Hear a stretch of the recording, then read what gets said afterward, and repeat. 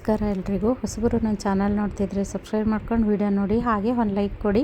ನಾನು ಹಾಕೋ ವಿಡಿಯೋಯಿಂದ ನಿಮಗೆ ಉಪಯೋಗ ಇದೆ ಅನಿಸಿದ್ರೆ ಬೇರೆಯವ್ರಿಗೂ ಶೇರ್ ಮಾಡಿ. ಬನ್ನಿ ಇವತ್ತಿನ ಬ್ಲಾಗ್ ಸ್ಟಾರ್ಟ್ ಮಾಡೋಣ. ಗಾರ್ಡನ್ ನೋಡೋಕ್ಕೆ ತುಂಬ ದೂರದಿಂದ ಬಂದಿದ್ದಾರೆ. ಯಾರವರು, ಎಲ್ಲಿಂದ ಬಂದಿದ್ದಾರೆ ಅಂತ ನೋಡೋಣ. ನೋಡಿ, ಇವರು ಅಮೃತ ಅಂತ, ಇವರು ಉಡುಪಿಯಿಂದ ಬಂದಿದ್ದಾರೆ. ಅಂದರೆ 1 ತಿಂಗಳಿಂದ ಹೇಳ್ತಾ ಇದ್ರು, ಅಕ್ಕ ನಾನು ನಿಮ್ಮ ಗಾರ್ಡನ್ ನೋಡೋದಕ್ಕೆ ಬರಬೇಕು, ಮತ್ತು ಬಂದು ನಾನು ಅಲ್ಲೇ ಗಿಡಗಳನ್ನೂ ತೊಗೋಬೇಕು ಅಂತ ಇದ್ದರು.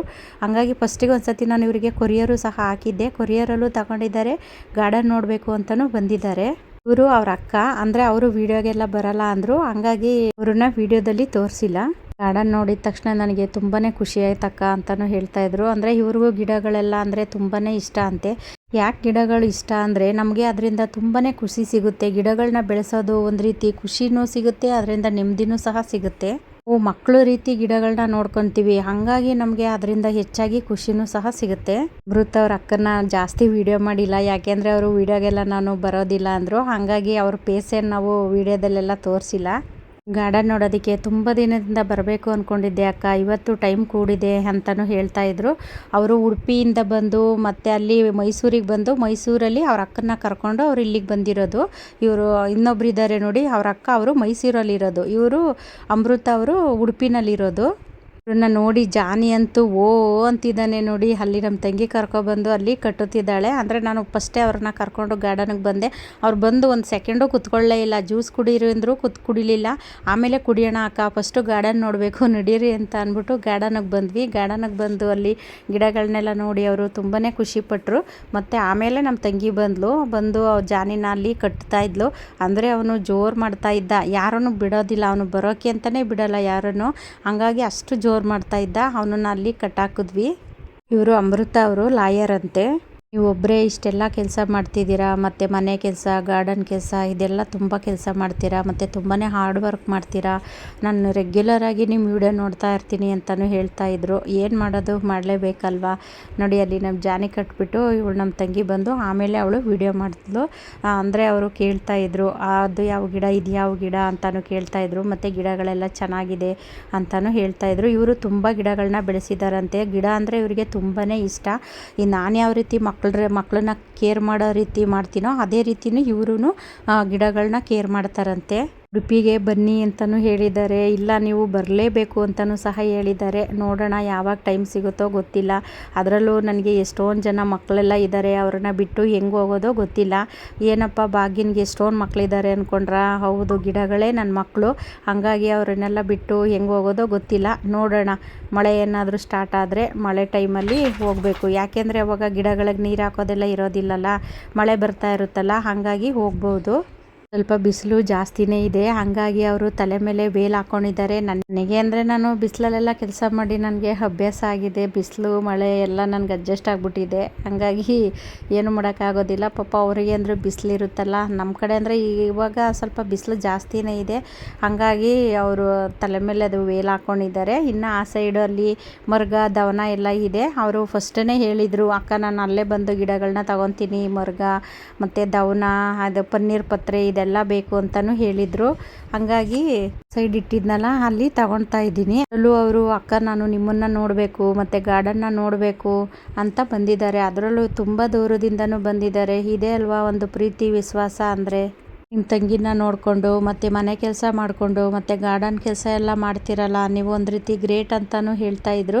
ಅದರಲ್ಲೂ ಯಾಕೆಂದರೆ ಪ್ರತಿಯೊಂದು ಕೆಲಸನೂ ನಾನೇ ಮಾಡಬೇಕು. ಮತ್ತು ಮನೆ ಕೆಲಸ ಆಗಿರ್ಬೋದು, ಗಾರ್ಡನ್ ಕೆಲಸ ಆಗಿರ್ಬೋದು, ಮತ್ತು ವಿಡಿಯೋ ಎಡಿಟಿಂಗು ಪ್ರತಿಯೊಂದು ನಾನೇ ಮಾಡೋದು.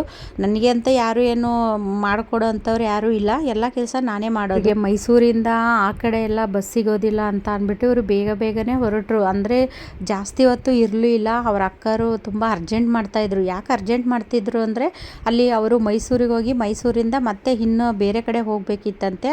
ಹಂಗಾಗಿ ಆ ಕಡೆಗೆ ಅವ್ರಿಗೆ ಬಸ್ ಸಿಗೋದಿಲ್ಲ ಅಂತ ಅಂದ್ಬಿಟ್ಟು ಅವರು ತುಂಬ ಅರ್ಜೆಂಟ್ ಮಾಡಿದ್ರು. ಪಾಪ ಇಲ್ಲಾಂದರೆ ಇರ್ತಾಯಿದ್ರು. ಅಂದರೆ ನೆಕ್ಸ್ಟ್ ಟೈಮ್ ಬಂದಾಗ ನಾನು ಇರ್ತೀನಿ ಅಕ್ಕ, ಲೇಟಾಗೇ ಹೋಗ್ತೀನಿ ಅಂತಲೂ ಹೇಳ್ತಾ ಇದ್ರು.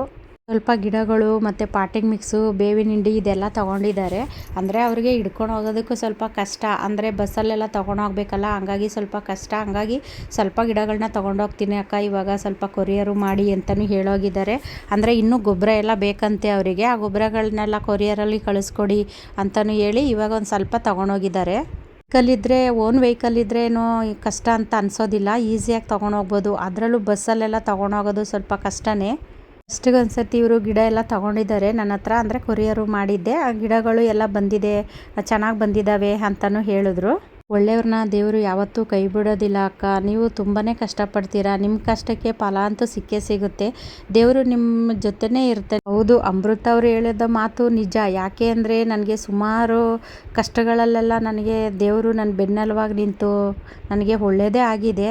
ಅಮೃತ ಅವರು ಹೇಳ್ತಿದ್ದು ಒಂದೇ ಮಾತು, ಅಕ್ಕ ನಿಮ್ಮ ಕೈಗುಣ ತುಂಬ ಚೆನ್ನಾಗಿದೆ, ನೀವು ಯಾವುದೇ ಗಿಡ ಇಟ್ಟರು ಚೆನ್ನಾಗಿ ಬರುತ್ತೆ ಅಂತಲೂ ಹೇಳ್ತಿದ್ರು. ಮೊನ್ನೆ ಹುಬ್ಳಿಯಿಂದ ಒಬ್ಬರು ಫೋನ್ ಮಾಡಿದರು ನನಗೆ, ಅವರು ಅದೇ ಹೇಳ್ತಾಯಿದ್ದು, ಮೇಡಮ್ ನಿಮ್ಮ ಕೈಯಲ್ಲಿ ಎಷ್ಟು ಚೆನ್ನಾಗಿ ಗಿಡಗಳೆಲ್ಲ ಬರುತ್ತೆ, ಏನೋ ಜಾದೂ ಇದೆ ನಿಮ್ಮ ಕೈನಲ್ಲಿ. ಜಾದೂಗಿದು ಏನೂ ಇಲ್ಲ, ಒಂದು ಒಳ್ಳೆ ಮನಸ್ಸಿಂದ ನಾವು ಗಿಡನ ಹಿಡ್ತು ಅಂದರೆ ಚೆನ್ನಾಗಿ ಬರುತ್ತೆ, ಎಲ್ಲ ಗಿಡಗಳು ಅಷ್ಟೇ ಚೆನ್ನಾಗಿ ಬರುತ್ತೆ. ಕೆಲವರು ಹೇಳ್ತಾರೆ ನಾವು ಎಷ್ಟೇ ಗಿಡ ನೆಟ್ರೂ ಅದು ಚೆನ್ನಾಗಿ ಬರೋದೇ ಇಲ್ಲ, 2-3 ತಿಂಗಳಾದರೂ ಅದು ಹಂಗೆ ಇರುತ್ತೆ, ಒಂಚೂರು ಡೆವಲಪ್ಪೇ ಇರೋದಿಲ್ಲ, ನೀವು ನಿಮ್ಮ ಕೈನಲ್ಲಿ ಎಷ್ಟು ಚೆನ್ನಾಗಿ ಗಿಡಗಳೆಲ್ಲ ಬರುತ್ತೆ ಅಂತಲೂ ಸಹ ಹೇಳ್ತಾರೆ. ಗಿಡಗಳನ್ನ ಬೆಳೆಸ್ಬೇಕು ಅಂದರೆ ತಾಳ್ಮೆ ತುಂಬಾ ಮುಖ್ಯ. ಯಾಕೆ ಅಂದರೆ ಅದು ಸ್ವಲ್ಪ ಬಾಡೋಯ್ತು ಅಂದ್ಬಿಟ್ಟು ನಾವು ಅದರ ಮೇಲಿಂದ ನೀರು ಹಾಕಿದ್ರೆ ಏನಾಗುತ್ತೆ ಅಂದರೆ ಅದು ನೀರು ಜಾಸ್ತಿಯಾಗಿ ಕೊಳ್ತೋಗ್ಬಿಡುತ್ತೆ. ಸ್ವಲ್ಪ ನಾವು ತಾಳ್ಮೆಯಿಂದ ಇರಬೇಕು. ಅದು ಇವಾಗ ನಾವು ಹುಟ್ಟಿದ ತಕ್ಷಣವೇ ಎದ್ದು ಓಡಾಡ್ತೀವ ಮಕ್ಕಳು, ಅದೇ ರೀತಿಯೇ ಗಿಡಗಳು ಅಷ್ಟೇ. ಅವರಿಗಂತೂ ಪಾಪ ತುಂಬಾ ಬಿಸಿಲಾಗ್ತಾ ಇದೆ, ಹಂಗಾಗಿ ಅವರು ವೇಲ್ ತೆಗಿತಾನೆ ಇಲ್ಲ ನೋಡಿ, ವೇಲ್ ಫುಲ್ಲು ಸುತ್ತಾಕೊಂಡ್ಬಿಟ್ಟಿದ್ದಾರೆ. ಅಂದರೆ ಅವತ್ತು ಸ್ವಲ್ಪ ಅವ್ರು ಬಂದಿದ್ದ ದಿವಸ ಬಿಸಿಲು ಜಾಸ್ತಿನೇ ಇತ್ತು ಅನಿಸುತ್ತೆ, ಹಂಗಾಗಿ ಅಲ್ಲಿ ಅವರಿಗೆ ನಿಂತ್ಕೊಳಕ್ಕಾಗ್ತಾ ಇಲ್ಲ. ಅದರಲ್ಲೂ ಬೇರೆ ಅವರು ತುಂಬ ಅರ್ಜೆಂಟ್ ಮಾಡ್ತಾಯಿದ್ರು. ಅಂದರೆ ಅವರು ಮೈಸೂರಿಗೆ ಹೋಗಿ ಮೈಸೂರಿಂದ ಇನ್ನೊಂದು ಬಸ್ಸು ಕ್ಯಾಚ್ ಮಾಡಬೇಕಂತೆ ಅವ್ರ ಊರಿಗೆ ಹೋಗೋಕ್ಕೆ, ಅಂದರೆ ಅವ್ರ ಅಕ್ಕರ ಊರಿಗೆ ಹೋಗೋದಕ್ಕೆ. ಹಂಗಾಗಿ ಅವರು ಸ್ವಲ್ಪ ಅರ್ಜೆಂಟ್ ಮಾಡ್ತಾಯಿದ್ರು. ಅಂದರೆ ಅಮೃತ ಅವರು ಇರೋದು ಉಡುಪಿಯಲ್ಲಿ, ಅವ್ರ ಅಕ್ಕವ್ರು ಇರೋದು ಮೈಸೂರಲ್ಲಿ. ಇವರು ಮೈಸೂರಿಗೆ ಬಂದು ಅವ್ರ ಅಕ್ಕನ್ನ ಕರ್ಕೊಂಡು ಅವರು ಇಲ್ಲಿ ನಮ್ಮನೆಗೆ ಬಂದಿರೋದು. ಗಿಡಗಳೆಲ್ಲ ತುಂಬಾ ಭಾರ ಇತ್ತು, ಪಾಪ ಅವ್ರು ಹೆಂಗೆ ಹಿಡ್ಕೊಂಡು ಹೋದ್ರೋ ಏನೋ. ಅದರಲ್ಲೂ 2 ಬಸ್ಸು ಕ್ಯಾಚ್ ಮಾಡಿಕೊಂಡು ಹೋಗಬೇಕು. ನಾವೆಲ್ಲೋ ಹುಟ್ಟಿ ಬೆಳೆದಿರ್ತೀವಿ, ನಾವೆಲ್ಲೋ ಇರ್ತೀವಿ, ನೀವೆಲ್ಲೋ ಇರ್ತೀರ. ಒಂದು ಯೂಟ್ಯೂಬ್ ಅನ್ನೋ ಒಂದು ಪ್ಲಾಟ್ಫಾರಮಿಂದ ನಾವು ಎಷ್ಟು ಹತ್ತಿರ ಆಗ್ತೀವಿ ನೋಡಿ. ಮನುಷ್ಯನಿಗೆ ಒಂದು ಒಳ್ಳೆತನ ಅನ್ನೋದೊಂದು ಇರಬೇಕು. ಅದರಲ್ಲೂ ಕೆಲವರಿಗಂತೂ ಜೊತೆಲೇ ಇದ್ದುಕೊಂಡು ನಾವು ಅವ್ರ ಮೇಲೆ ತುಂಬಾ ನಂಬಿಕೆ ಇಟ್ಟಿರ್ತೀವಿ, ಆ ನಂಬಿಕೆಗೆ ಅವರು ಮೋಸ ಮಾಡ್ತಿರ್ತಾರೆ. ಅವರು ಮೋಸ ಮಾಡ್ತಿರ್ತಾರೆ ಅಂತ ನಮಗೆ ಗೊತ್ತೇ ಆಗೋದಿಲ್ಲ ನೋಡಿ, ಆಮೇಲೆ ಗೊತ್ತಾಗೋದು. ಯಾರಿಗೆ ಏನೇ ಮೋಸ ಮಾಡಿದ್ರು ಭಗವಂತ ಅನ್ನೋನೊಬ್ಬ ಮೇಲೆ ಲೆಕ್ಕಾಚಾರ ಆಗ್ತಿರ್ತಾನೆ. ಆ ಲೆಕ್ಕಾಚಾರದ ಮುಂದೆ ನಾವೇನೂ ಅಲ್ಲ. ಅಷ್ಟು ದೂರದಿಂದ ನನ್ನ ನೋಡಬೇಕು ಮತ್ತು ಗಾರ್ಡನ್ ನೋಡಬೇಕು ಅಂತ ಬಂದಿದ್ದಾರಲ್ಲ, ನನಗಂತೂ ತುಂಬಾ ಖುಷಿಯಾಯಿತು. ಬೆಂಗಳೂರವರೊಬ್ಬರು ಅಮೃತ ಅಂತ, ಅವರು ಗಿಡಗಳನ್ನ ಬುಕ್ ಮಾಡ್ಕೊಂಡಿದ್ರು. ಅಂದರೆ ಅವರು 30 ಸೇವಂತಿಗೆನೋ ಬುಕ್ ಮಾಡ್ಕೊಂಡಿದ್ರು. ನಾನು ಒಂದು ಸತಿ ಅದು ಬೆಂಗಳೂರಿಗೆ ಹೋಗುವಾಗ ನನಗೇನೋ ಬೆಂಗಳೂರಲ್ಲಿ ಕೆಲಸ ಇದೆ, ಅವ್ರಿಗೆ ಕೊರಿಯರ್ ಅಲ್ಲೇ ಕೊಟ್ಬಿಟ್ಟು ಹೋಗ್ತೀನಿ, ಅವ್ರ ತಂಗಿಗೆ ಕಲೆಕ್ಟ್ ಮಾಡ್ಕೋತಾರೆ ಅಂತ ಹೇಳಿದ್ದೆ ನೋಡಿ. ಅವರು ಅಮೃತ ಅಂತ. ಇವ್ರು ಅಮೃತ ಅಂದಾಗ ನನಗೆ ಆ ಹೆಸರು ಅಮೃತ ಅನ್ನೋದು ನೆನಪಾಯಿತು. ನಾನು ಅವಾಗ ಹೇಳಿದೆ ಇವರಿಗೆ, ಅಮೃತ ಅನ್ನೋರು ಒಬ್ಬರು ಮಂಗಳೂರಲ್ಲಿದ್ದಾರೆ, ಅವರು ಗಿಡಗಳನ್ನೂ ಸಹ ತುಂಬಾ ಪರ್ಚೇಸ್ ಮಾಡಿದರು. ಆವಾಗ ನಿಮ್ಮ ಹೆಸರು ಹೇಳಿದಾಗ ಅವ್ರು ನೆನಪಾಯಿತು. ಇವರು ಲಾಯರ್ ಕೆಲಸನೂ ಮಾಡಿಕೊಂಡು ಗಿಡಗಳನ್ನೂ ಬೆಳೆಸ್ತಿದ್ದಾರಲ್ಲ, ತುಂಬಾ ಖುಷಿಯಾಗುತ್ತೆ. ಒಂದೊಂದ್ಸತಿ ಹೊರಗಡೆ ಕೆಲಸ ಮಾಡೋರಿಗೆ ಆ ಗಿಡಗಳೆಲ್ಲ ಬೆಳೆಸೋದಕ್ಕೆ ಸಮಯ ಇರೋದಿಲ್ಲ. ಅಂಥದ್ರಲ್ಲೂ ಇವರು ಗಿಡಗಳಿಗೂ ಸಮಯ ಕೊಟ್ಟು ಗಿಡಗಳ ಮೇಲೆ ಅಷ್ಟೊಂದು ಪ್ರೀತಿ ಮಾಡಿ ಗಿಡಗಳನ್ನೆಲ್ಲ ಬೆಳೆಸ್ತಾರಲ್ಲ, ಒಂದು ರೀತಿ ಖುಷಿನೂ ಆಗುತ್ತೆ.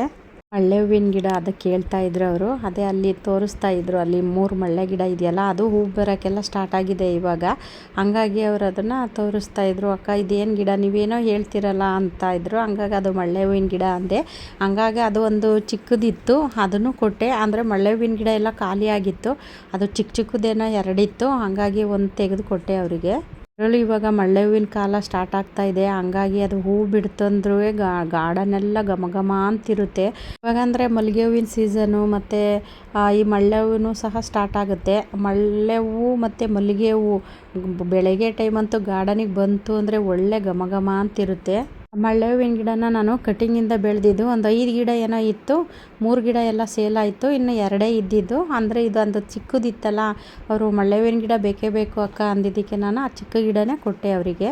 ಅವರು ಯಾವ್ಯಾವ ಗಿಡ ಬೇಕು ಅಂತ ಕೇಳಿದರು. ಆ ಗಿಡಗಳೆಲ್ಲ ತೆಗೆದು ನಾನಲ್ಲಿ ಒಂದು ಕಡೆ ಜೋಡಿಸಿಟ್ಟಿದ್ದೆ. ಇವಾಗ ಅದು ಕವರಿಗೆಲ್ಲ ಹಾಕಿ ಮನೆಗೆ ತೊಗೊಂಡೋಗ್ಬೇಕು. ಅಲ್ಲಿ ಜಾನಿ ಬಿಡ್ತಾನೇ ಇಲ್ಲ ಹೋಗೋದಕ್ಕೆ. ಜಾನಿ ಬೊಬ್ಬೆ ಹಾಕೋದು ನೋಡಿ ಇವರು ಅಮೃತ ಅವ್ರ ಅಕ್ಕರಿಗಂತೂ ಫುಲ್ಲು ಭಯ, ಏನು ಕಚ್ಚಿಬಿಡ್ತಾನೋ ಏನೋ ಅಂತ ಭಯ.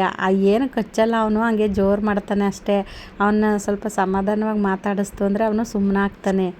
ನಾಯಿ ಅಂದರೆ ಎಲ್ರಿಗೂ ಭಯ ಇದ್ದೇ ಇರುತ್ತಲ್ವ, ಕಚ್ಚಿದ್ರೆ ಸುಮ್ಮನೆ ಸಮಸ್ಯೆ ಅಂತ ಅಂದ್ಬಿಟ್ಟು ಅವರು ತುಂಬಾ ಹೆದರ್ಕೊತಾ ಇದ್ರು. ಹೇಳಬೇಕು ಅಂದರೆ ಜಾನಿ ಇರೋದ್ರಿಂದ ನಮ್ಮ ಗಾರ್ಡನ್ನು ಸೇಫ್ಟಿ, ಇಲ್ಲ ಅಂದಿದ್ರೆ ಅಷ್ಟೇ ಕತೆ. ನೋಡಿ ಎಲ್ಲ ತಗೊಂಡು ಮನೆಗೆ ಬಂದಿದ್ದೀವಿ. ಮನೆಗೆ ಬಂದು ಅವ್ರಿಗೆ ಅರಿಶಿನ ಕುಂಕುಮ ಎಲ್ಲ ಕೊಟ್ಟು ಮತ್ತು ಅದು ಗಿಡಗಳೆಲ್ಲ ನೀಟಾಗಿ ಒಂದು ಕವರಲ್ಲಿ ಹಾಕಿ ಜೋಡಿಸಿ ಕೊಟ್ಟೆ. ಮತ್ತು ಮನೆಗೆ ಬಂದು ಸ್ವಲ್ಪ ಜ್ಯೂಸ್ ಎಲ್ಲನೂ ಕುಡಿದ್ವಿ. ಅವರು ಬಂದ ತಕ್ಷಣವೇ ಜ್ಯೂಸ್ ಎಲ್ಲ ಕುಡೀರಿ ಅಂದರೆ ಕುಡಿಲಿಲ್ಲ. ಅವರ ಫಸ್ಟು ನನಗೆ ಗಾರ್ಡನ್ ನೋಡಬೇಕು ನಡೀರಿ ಅಂತ ಅಂದ್ಬಿಟ್ಟು ಅವರು ಗಾರ್ಡನ್ಗೆ ಹೋದ್ವಿ. ಹಾಗಾಗಿ ಅಲ್ಲಿ ಗಿಡ ಎಲ್ಲ ತೊಗೊಂಡು ಬಂದು ಮನೆಗೆ ಇಟ್ಟ ಮೇಲೆ, ಯಾಕೆಂದರೆ ತುಂಬ ಬಿಸಿಲಿತ್ತಲ್ಲ, ಬಿಸಿಲಲ್ಲೆಲ್ಲ ಬಂದು ಸಾಕಾದಂಗೆ ಆಗಿರುತ್ತೆ ಅಂದ್ಬಿಟ್ಟು ಜ್ಯೂಸ್ ಕೊಟ್ವಿ. ಜ್ಯೂಸ್ ಎಲ್ಲ ಕುಡಿದ್ರು, ನಾವು ಜ್ಯೂಸ್ ಎಲ್ಲ ಕುಡಿದ್ವಿ.